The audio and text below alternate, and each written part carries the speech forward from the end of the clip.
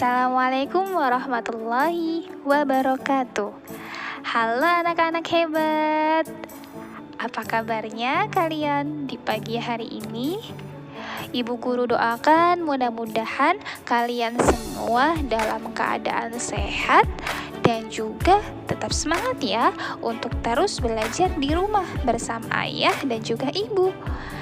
Nah, anak-anak, pada kesempatan hari ini kita akan belajar materi pengukuran panjang.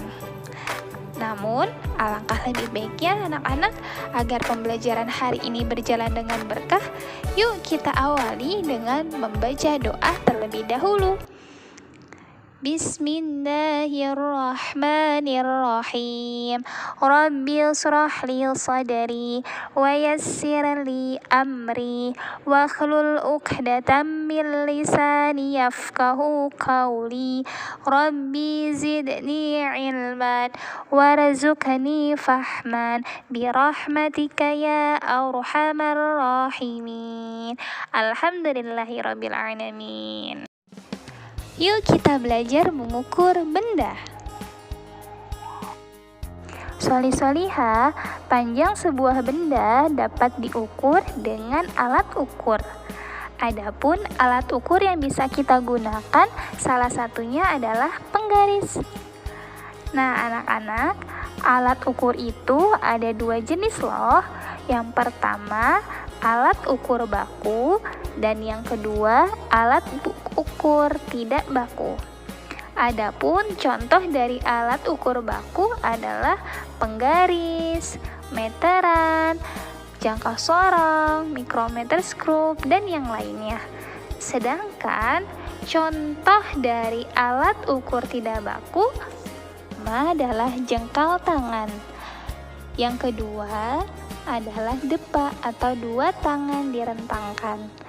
Kemudian yang ketiga adalah langkah kaki. Lalu yang keempat adalah tali dan hasta. Contoh satuan panjang tidak baku lainnya adalah spidol, korek api, dan klip kertas. Lihat, pada kesempatan kali ini kita akan belajar mengukur panjang menggunakan alat ukur tidak baku.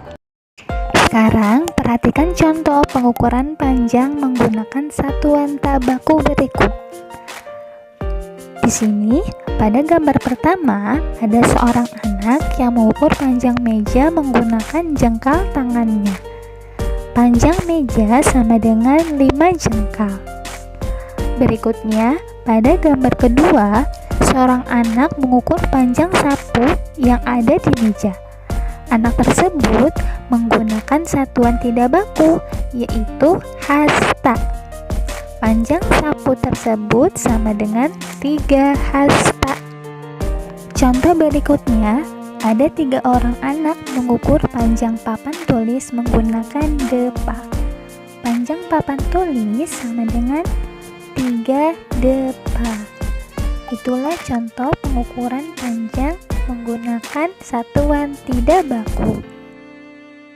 Selanjutnya, anak-anak, tahukah kalian pengukuran panjang dapat dilakukan menggunakan benda-benda lain yang lebih kecil? Misalnya, kita ingin mengukur panjang gunting dengan sebuah penghapus. Maka panjang gunting sama dengan 5 penghapus.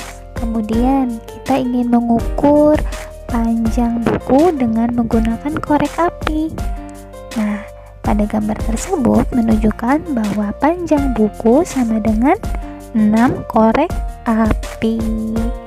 Itulah contoh pengukuran panjang yang dapat dilakukan dengan menggunakan benda-benda lain yang lebih kecil. Selanjutnya, membandingkan dan mengurutkan panjang benda. Anak-anak solih-solihah, hasil pengukuran panjang dari beberapa benda dapat kita bandingkan dan kita urutkan loh. Caranya, gunakan satuan ukuran panjang yang sama. Nah, sekarang coba kalian perhatikan contoh berikut ini. Sekarang coba kalian perhatikan ketiga gambar ini. Di sini ada penghapus, pensil, dan juga krayon. Kalian coba perhatikan deh, ketiga gambar ini menggunakan satuan yang sama, yaitu klip kertas. Sekarang mari kita hitung panjang dari masing-masing benda tersebut. Pada benda yang pertama, yaitu penghapus, panjang penghapus sama dengan 5 klip kertas. Kemudian panjang benda yang kedua, yaitu pensil, adalah 10 klip kertas. Kemudian panjang krayon sama dengan 7 klip kertas. Berdasarkan hasil pengukuran tadi, kita dapat menuliskan beberapa perbandingan berikut. Yang pertama, penghapus lebih pendek dari krayon. Yang kedua, penghapus lebih pendek dari pensil. Yang ketiga, krayon lebih pendek dari pensil. Yang keempat, krayon lebih panjang dari penghapus. Dan yang ke pensil lebih panjang dari penghapus. Dan yang keenam, pensil lebih panjang dari krayon. Urutan benda dari yang terpanjang adalah pensil, krayon, dan penghapus. Sedangkan urutan benda dari yang terpendek adalah penghapus, krayon, dan juga pensil. Itulah contoh membandingkan dan mengurutkan panjang benda. Oh iya anak-anak, perlu kalian ingat bahwa untuk membandingkan panjang benda, kalian harus menggunakan satuan yang sama. Coba sekarang silakan kalian perhatikan gambar berikut. Pada gambar pertama, di sini ada seorang anak perempuan yang sedang mengukur panjang meja dengan menggunakan jengkal tangan. Panjang meja sama dengan 8 jengkal. Kemudian pada gambar yang kedua, di sini ada gambar seorang anak laki-laki yang sedang mengukur panjang meja. Panjang meja diukur dengan jengkal tangan.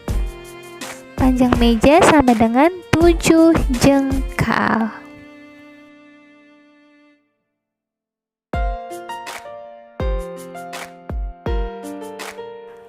Berdasarkan hasil pengukuran tadi, kita dapat menuliskan beberapa perbandingan berikut.